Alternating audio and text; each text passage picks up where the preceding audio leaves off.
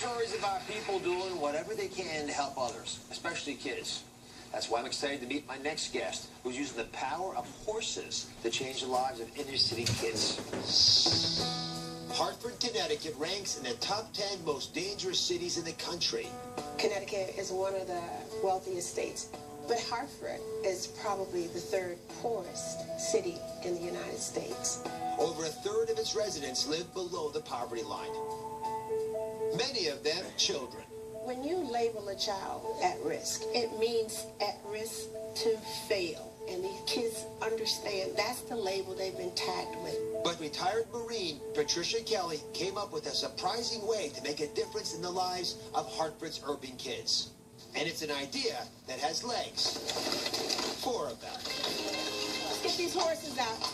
Every time they step their foot in the stirrups, they are building on, you can do this. All right, darlings, what will be your next move? Crossover? Here we go. For 30 years, Patricia has been connecting inner-city kids with horses. You don't hear any yelling when you come here, just peaceful, because we have horses here, so, you have to be quiet. To help steer them towards better choices. Makes you calmer, softer, gentler. And better lives. I want to help out with the horses and the kids and get everybody who's, in the streets and make a big change for everybody, just like Miss Kelly did for us. Patricia understands firsthand why a horse can hold the key to self-esteem and success for even the most disenfranchised kids. I have ridden 4 horses. It taught me how to be brave. Here we go. It is not brute strength that controls the horse. You cannot force them into doing anything, but they are so willing to work with you if you're willing to work with them. And when they make that connection, that's the ingredient for success. Good girl. Patricia's programs now reach over 300 kids a year. If I didn't find this place, I probably would have been locked up or in trouble, and this keeps me out of trouble, so this is a good place to be, and I'm thankful for it. These are amazing kids. They are all of them very amazing children who have not had a break, and they just need a shot. And I just wanted to give them a shot. Good job! Patricia joins us. So what is it about horses that makes such a huge difference in these kids' lives? Well, you just said it, huge. These horses are very, very large, very intimidating, and when the child is confronted with the horse, immediately they're faced with their own fears and inhibitions. You've been doing this for 30 years. Yes. 30 years. What kinds of success have you had with the kids? Oh, my God. We have one of our alumni is a civil rights attorney for the Obama administration in Washington, D.C. Yes.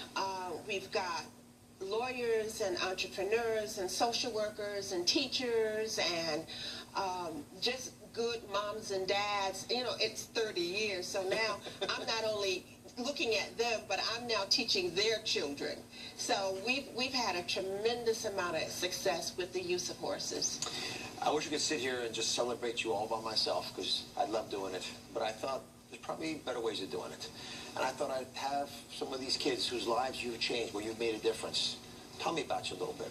So I got a former graduate of yours, someone that you met when she was 14 years of age. 14. She's now a science and agricultural teacher. And she says it's all because of you. Wow.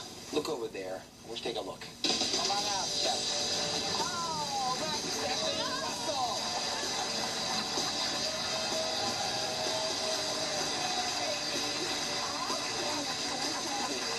Oh, sweetheart. How are you, Stephanie?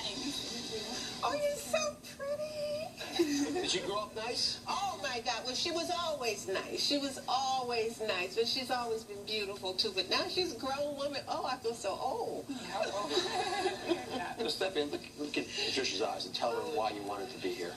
Miss Kelly, I just wanted to thank you because you've always been a life mentor of mine, and you not only supported me and inspired me to now have a career where I'm inspiring and mentoring students like myself, but there was one point where I was a shy girl, and you called me Bambi, and now I'm inspiring and mentoring students just like you, and it's all because of you that I'm able to touch students. Thank you.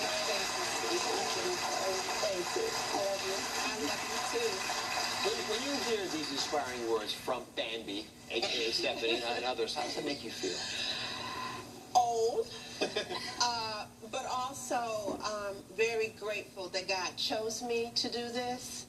I don't think I started out with this as my life path, but I know that God chose this for me to do. And so when I see these beautiful young people grow up and become productive and now passing it on, paying it forward, if God took me today, I'd be okay, because I've done what he asked me to do, and he's approved. I love you. Thanks for being here. One woman, just keep doing what you're doing. To both, we'll be right back.